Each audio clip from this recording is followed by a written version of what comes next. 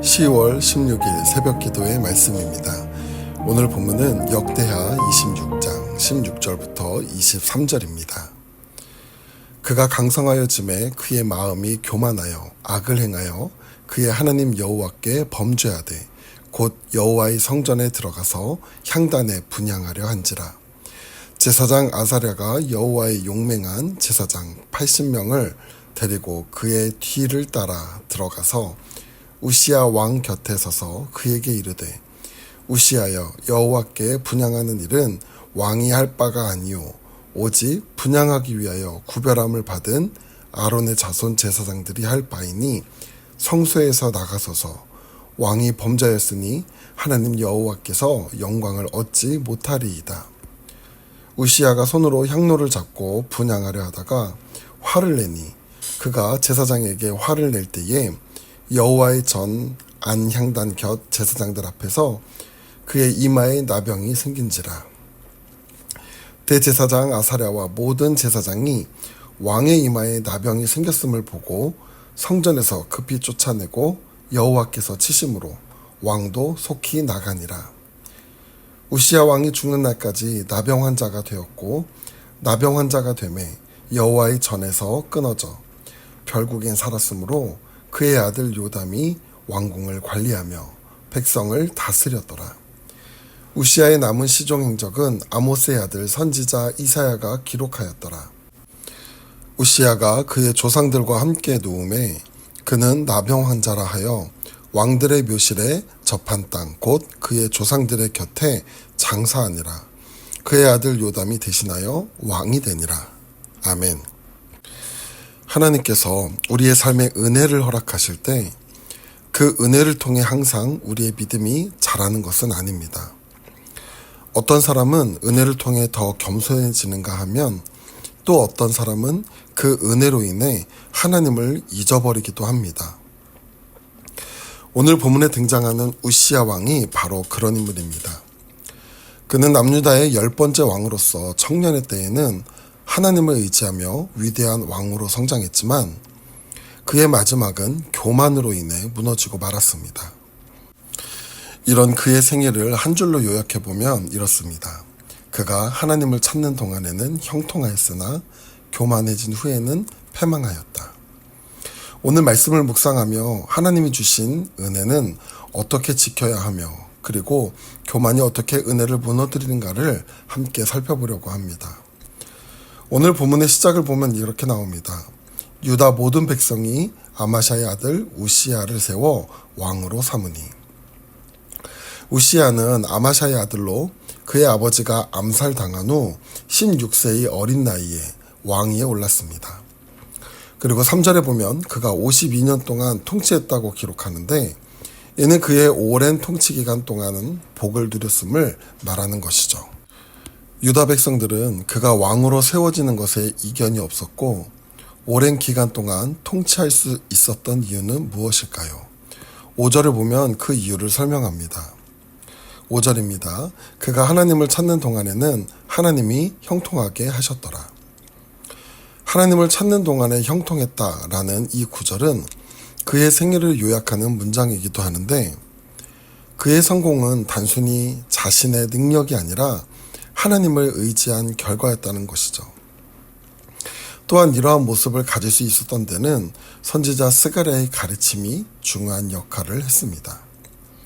이렇게 우시야 왕의 통치가 하나님 안에 형통했음을 6절부터 15절까지의 내용을 보면 나오는데 왕으로서 하나님을 의지하며 세운 그 업적들을 보면 먼저 우시야 왕은 블레셋, 아라비아, 암몬 사람을 물리치고 나라를 강하게 했습니다.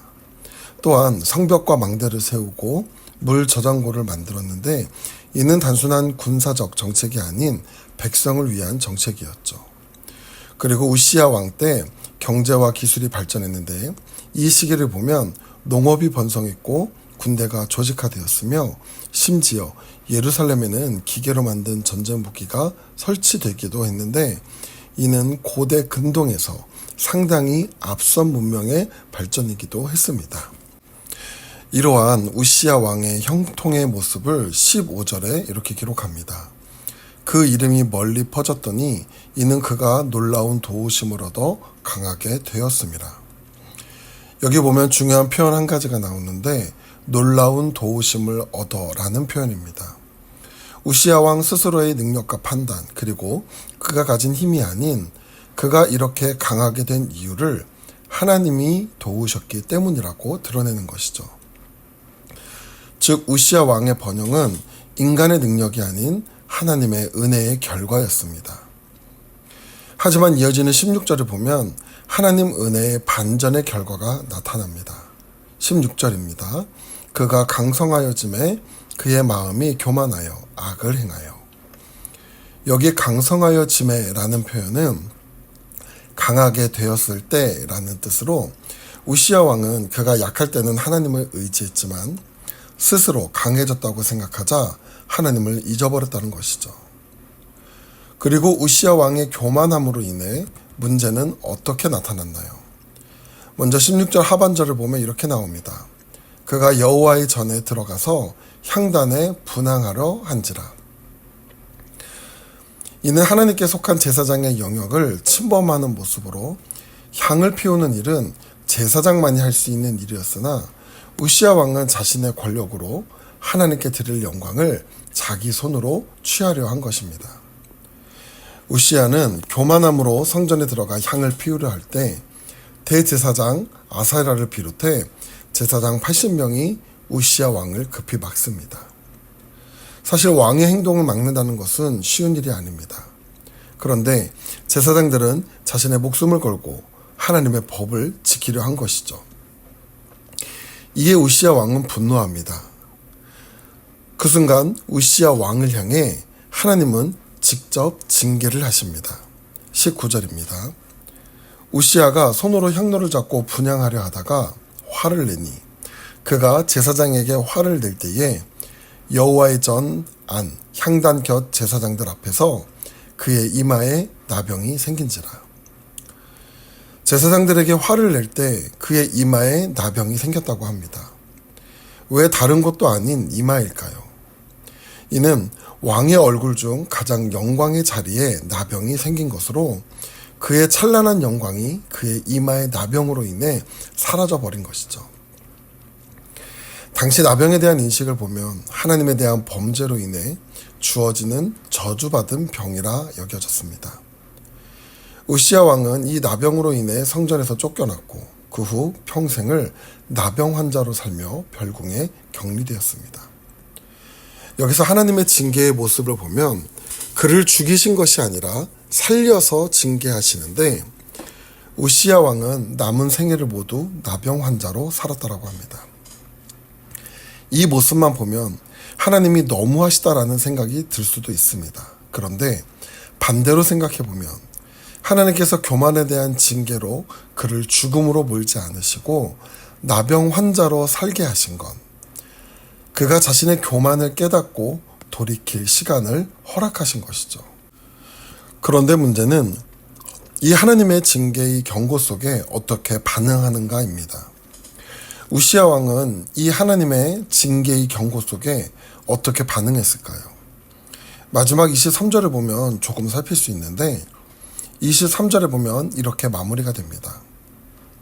그가 죽음에 사람들이 그를 왕들의 묘실에 장사하지 아니하고 인접한 곳에 장사하니 이르기를 그가 나병 환자라 하였더라. 그가 죽는 날까지 나병 환자였다는 것입니다.